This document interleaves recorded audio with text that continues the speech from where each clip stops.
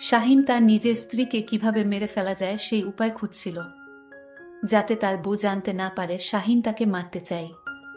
কারণ শাহিন ভাবল কিভাবে নাহিদার ছোট বোনের সাথে। একদিন শাহিন শরবতের সাথে কিছু একটা মিশিয়ে নাহিদাকে বলল, শরবতটুকু খেয়ে নাও। তারপর নাহিদা যা করল তা শুনলে তোমাদের কোনো হুঁশ থাকবে না। আমি কথা দিলাম, তোমরা কল্পনায় করতে পারবে না এটা কি হলো। তাহলে পুরো ঘটনাটি বলি। নাহিদাকে আমি বিয়ে করেছিলাম বাবা মায়ের পছন্দেই। জীবনে কখনো প্রেম করিনি, আর এসবে আমার আগ্রহ ছিল না একদম। একদিন হুট করে মা নিয়ে গেলেন মেয়ে দেখতে, আর সেদিন আমি সত্যিই নাহিদার সৌন্দর্যে বিমোহিত হয়ে নিজেকে আর আটকে রাখতে পারিনি। কোনো কিছু না ভেবেই হ্যাঁ বলে দিয়েছিলাম। এরপর সবকিছুর পাট চুকিয়ে অবশেষে নাহিদাকে আমি নিজের ঘরের বউ করে আনলাম। লোকমুখে অনেক শুনেছি যে সুন্দরী মেয়েরা একটু অহংকারী হয় আর স্বামীকে তেমন পাত্তা দেয় না, কিন্তু নাহিদা ছিল তার সম্পূর্ণ উল্টো। তবে একটি বিষয় আমার কাছে বেশ খারাপ লাগতো, আর তা হলো আমার স্ত্রী প্রয়োজন ছাড়া একটি কথাও বলতো না কখনো কারো সাথে, এমনকি আমার সাথেও না। অফিস শেষে বাড়ি ফিরলে ওকে সামনে বসিয়ে কেবল আমিই বক বক করতাম, আর সে আমার সামনেই অন্যমনস্ক হয়ে বসে থাকত। আমি প্রায়শই নাহিদাকে জিজ্ঞেস করতাম, আচ্ছা নাহিদা, সবসময় তো আমিই কথা বলি, কিন্তু তুমি তো কিছুই বলো না, আর তুমি মাঝে মধ্যেই কোথায় হারিয়ে যাও বলো তো। আমার কথা শুনে ও খানিকটা মায়ামাখা হাসি দিয়ে বলে, দুইজনই যদি বক্তা হই তাহলে শ্রোতা হবে কে, তুমিই বলো। নাহিদার যুক্তি শুনে আমি মুচকি হাসি দিয়ে ওর কথার প্রতি উত্তরে নিজেই আবার জিজ্ঞেস করি, আচ্ছা একটা সত্যি কথা বলো তো, তুমি কি আমার সাথে সত্যিই সুখে আছো? সুখে আছি মানে? তোমার মতো স্বামী পাওয়া ভাগ্যের ব্যাপার। একজন স্বামী যে তার স্ত্রীকে এতটা যত্ন করে, এর থেকে আর বেশি সুখ কি বা হতে পারে, তুমিই বলো। নাহিদার কথা শুনে স্বভাবতই আমার চোখ দুটো আনন্দের জোয়ারে খানিকটা ঝাপসা হয়ে আসতো। আমার পরিবারের মানুষগুলো না কেমন যেন। নাহিদাকে তারা এতটাই ভালোবাসে যে আমি আপন ছেলে হওয়া সত্ত্বেও আমার প্রতি ভালোবাসাটা যেন নিতান্তই তুচ্ছ। লোকে বলে বেশি সুখ কখনোই ভালো না, কারণ এটা নাকি ঝড় আসার আগাম বার্তা। আমাদের পরিবারের ক্ষেত্রেও ঠিক এমনটাই হয়েছিল। একদিন আমার স্ত্রী আমাকে হুট করে বলে ওর মাথায় নাকি মাঝে মধ্যেই প্রচণ্ড ব্যথা হয়। আমি অনেকটা কৌতূহল আর ভয়মাখা কণ্ঠে বলে উঠলাম, কবে থেকে ব্যথা হচ্ছে? নাহিদা কিছুটা ইতস্তত ভঙ্গিতে বলে, এই 2-3 মাস হবে। ওর কথা শুনে বেশ কিছুটা অবাক হয়ে পরক্ষণেই ওকে রাগান্বিত স্বরে বলি, মানে এতদিন তোমার মাথা ব্যথা আর আমাকে কিছুই জানাওনি? এক্ষুনি ডাক্তারের কাছে চলো। সেদিন আমি ডাক্তারের কাছে নাহিদাকে নিয়ে গিয়েছিলাম। আমাদের মধ্যে এরকম ভালোবাসায় ভরপুর ছিল আমাদের সংসার।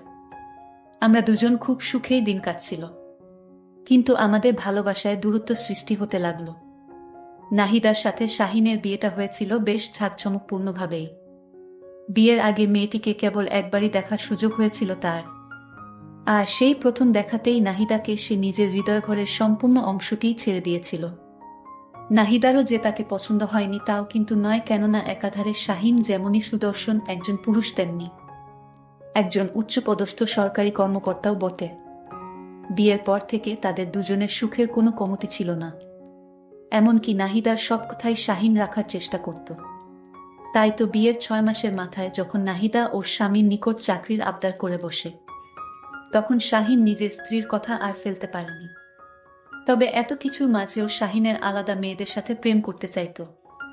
তাই তো নাহিদার অজান্তেই সে অনেক মেয়েদের সাথে প্রেম করতে চাইত। কিন্তু সে নাহিদার সামনে নিজেকে এমনভাবে উপস্থাপন করে যে তার মতো নিরীহ প্রাণী এই জগতে মনে হয় একটিও নেই। আর নাহিদা মেয়েটিও না কেমন যেন খুব বোকা, সে এখনো পর্যন্ত বুঝতেই পারেনি যে শাহিন তার অনুপস্থিতিতে মেয়েদের সাথে গল্প করে। ইদানিং রুজিনা শাহিনকে বেশ চাপ দিচ্ছে যে সে যেন নাহিদার সাথে সম্পর্কচ্ছেদ করে তাকে তার বউ হিসেবে ঘরে তুলে আনে। কিন্তু এই কথাটি রুজিনা যতটাই সহজভাবে বলেছে, শাহিনের নিকট এই কাজটি করা তার চেয়েও বহু কঠিন কাজ। কেননা সম্পর্ক বিচ্ছেদের ক্ষেত্রে তো অন্ততপক্ষে একটি উসিলার প্রয়োজন। কিন্তু অবাক করা বিষয় হলো নাহিদা মেয়েটি এতটাই নমনীয় মনের অধিকারী যে বিয়ের পর ওর সাথে শাহিনের কোনো বিষয় নিয়ে একবারও কথা কাটাকাটি হয়নি। শাহিন দরজাটা আস্তে করে ঠেলে দিয়েই নিজেদের বেডরুমে প্রবেশ করল। ওইদিকে কম্পিউটারের সামনে বসে নাহিদা একমনে কাজ করছে। নিজের সামনে গ্লাসে শরবত নিয়ে স্বামীকে দাঁড়িয়ে থাকতে দেখে নাহিদা অবাক হল না। কারণ গত কয়েকদিন যাবৎ এভাবে নিজ স্ত্রীকে শরবত খাওয়ানোটা যেন শাহিনের অভ্যাসে পরিণত হয়েছে। মুচকি হেসে নাহিদা শরবতের গ্লাসটি হাতে নিয়ে বলল, শাহিন চেয়েছিল শরবতে কিছু মিশিয়ে তাকে খাইয়ে মেরে ফেলা, আর তাই শরবতে মরণব্যাধি মিশিয়েছিল। এটা নাহিদা জানত না। ব্যাপার কি? ইদানিং দেখছি আমার প্রতি তোমার কেয়ার বেশ বেড়ে গেছে। কথাটি মজার ছলে বললেও শাহিন কিছুটা চমকে উঠল বোধ হয়। পরক্ষণেই মুখমণ্ডলটিকে স্বাভাবিক করে বলল, স্বামী হিসেবে স্ত্রীর একটু আত্ম কেয়ার নেওয়া তো অস্বাভাবিক কিছু না, তাই না? তুমি আগে শরবতটুকু খেয়ে নাও। নাহিদা মুখে কিঞ্চিত হাসির রেখা টেনে বলল, এখন খাবো না, আগে রাতের খাবারটা সেরে নেই, তারপর খাবো। আজ তোমার প্রিয় ভুনা খিচুড়ি আর খাসির মাংস রান্না করেছি। টেবিলে চলো, দুজন একসাথে খাবো। নাহিদার কথায় শাহিনের চোখে মুখে বিরক্তির আভা ফুটে উঠলেও সে ঠান্ডা শরবত খাওয়ার জন্য আর ওকে জোর করতে পারল না। তবুও সে মনে মনে বলছে, আজ যেভাবেই হোক তোকে আমি শরবতের সাথে খাওয়াবই। খাবার টেবিলে শাহিনের সামনে গরম গরম খিচুড়ি আর খাসির মাংস নিয়ে বসে আছে নাহিদা। সে শাহিনের প্লেটে খিচুড়ি আর মাংস ঢেলে দিচ্ছে, কিন্তু এদিকে তার যেন খাওয়ার কোনো নামই নেই। অজানা কৌতূহলে শাহিন জিজ্ঞেস করল, কি হলো, তুমি খেতে বসছো না যে? নাহিদা পুনরায় মুচকে হেসে বলে, আমি পরে খাবো, তুমি এখন খাও। সেটা আবার হয় নাকি? দুজন একসাথেই খাবো, তুমিও প্লেট নিয়ে বসে পড়ো। এবার নাহিদা চোখে মুখে বিরক্তির রেশ টেনে বলল, আরে তুমি খাও তো, আমার অনেক কাজ পড়ে আছে। আজ কাজের বুয়াটাও কাজ করতে আসেনি, সকল থালা বাসন নোংরা হয়ে আছে। তুমি এখন খাও, আমি বরং থালা বাসনগুলো ধুয়ে এবং সবকিছু গুছগাছ করে একবারই খেতে বসবো। নিজ স্ত্রীর কথায় শাহিন আর কথা না বাড়িয়ে মাংসের ঝোলও মিশিয়ে খিচুড়ি খেতে শুরু করল। তবে খাবার এত মজাদার হলেও সে খিচুড়ির মধ্যে একটা অদ্ভুত গন্ধ পেত, মনে হচ্ছে খিচুড়িতে কিছু একটা মিশানো হয়েছে। এসব ব্যাপারে সে আর নাহিদাকে জেরা করল না, কারণ এমনিতেই মেয়েটি সারাদিন অফিস করে এসে এত কষ্ট করে তার প্রিয় খাবার রান্না করেছে। আর এর উপর যদি এসব নিয়ে সে দোষ ধরে তাহলে নিশ্চয়ই নাহিদা কষ্ট পাবে। শাহিনের পেটের মধ্যে কেমন যেন জ্বালাতন করছে। সহ্য করতে না পেরে শাহিন চিৎকার দিয়ে নাহিদাকে ডেকে উঠল, কিন্তু নাহিদার রান্নাঘর থেকে কোনো সাড়া শব্দ আসছে না। কাতরাতে কাতরাতে এক পর্যায়ে শাহিন মরে গেল এবং কষ্ট সহ্য করতে না পেরে সে মেঝেতে লুটিয়ে পড়ে। কিছুক্ষণ পর নাহিদা এই মুহূর্তে বসে আছে শাহিনের নিথর দেহের ঠিক পাশেই, যেখানে তার অঝোর ধারায় স্বামী হারানোর আর্তনাদ করার কথা ছিল। সেখানে সে এই মুহূর্তে নির্লিপ্ত ভঙ্গিতে বসে আছে। সে জানে এখন শাহিনের মরা দেহটাকে কিভাবে রেখে জনসাধারণের মাঝে হার্ট অ্যাটাক বলে চালিয়ে দিতে হবে। টেবিল থেকে ফোনটা নিয়েই নাহিদা শরীফের কাছে কল দিল। এই ছেলেটির সাথে তার পরিচয় হয়েছে খুব বেশি দিন নয়, কেবল 2 মাস। শরীফ আর নাহিদা একই অফিসে কাজ করে, আর সেই সুবাদেই তাদের মাঝে এক গল্প শুরু হয়ে যায়। আর শাহিনকে মেরে ফেলার প্ল্যানটি স্বয়ং শরীফই তাকে দিয়েছিল। কেননা শাহিনকে যদি কোনোভাবে দুনিয়া থেকে সরানো যায়, তাহলে ওর সহায় সম্পত্তির অনেকাংশের অংশীদারই হবে নাহিদা। তাছাড়া সরকারিভাবে যে ভাতা পাওয়ার কথা সেটা তো বাদই দিলাম। অপরপাশ থেকে কলটি রিসিভ করি শরীফ বেশ উৎসুক কণ্ঠে জিজ্ঞেস করল, কি ব্যাপার, সবকিছু ঠিকঠাক করেছ তো? হ্যাঁ, এখন ওর লাশ বিছানায় পড়ে আছে। আচ্ছা, বাকিটা যেভাবে যেভাবে বলেছি সেভাবে করে রেখো, যাতে সন্দেহের কোনো অবকাশ না থাকে। আচ্ছা ঠিক আছে। কলটি কেটে দিতেই নাহিদার চোখ যায় টেবিলে রাখা সেই শরবতের গ্লাসটির দিকে। মুহূর্তেই তার চোখ বেয়ে 2 ফোঁটা অশ্রু গড়িয়ে পড়ে।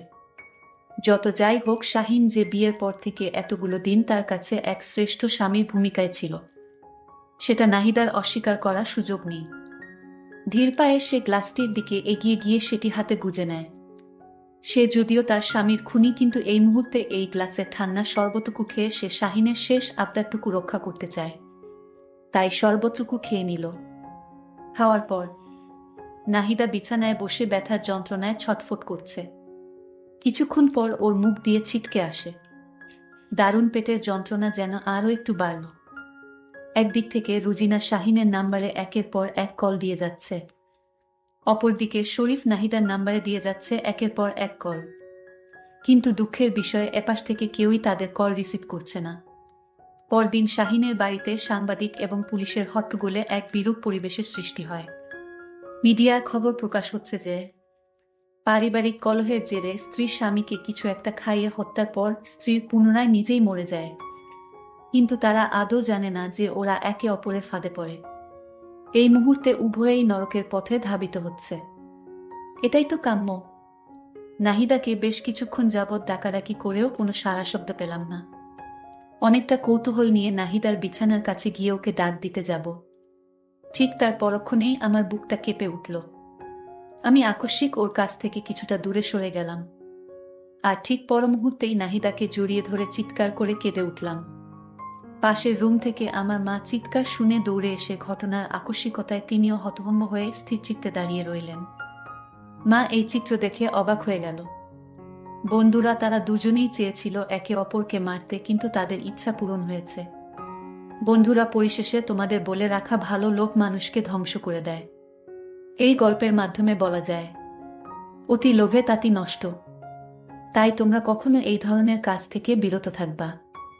বন্ধুরা, আজকে গল্পটি কেমন লাগলো তা কমেন্ট করে অবশ্যই জানাইবা। আজকের মতো এখানেই বিদায় নিলাম। আল্লাহ হাফেজ।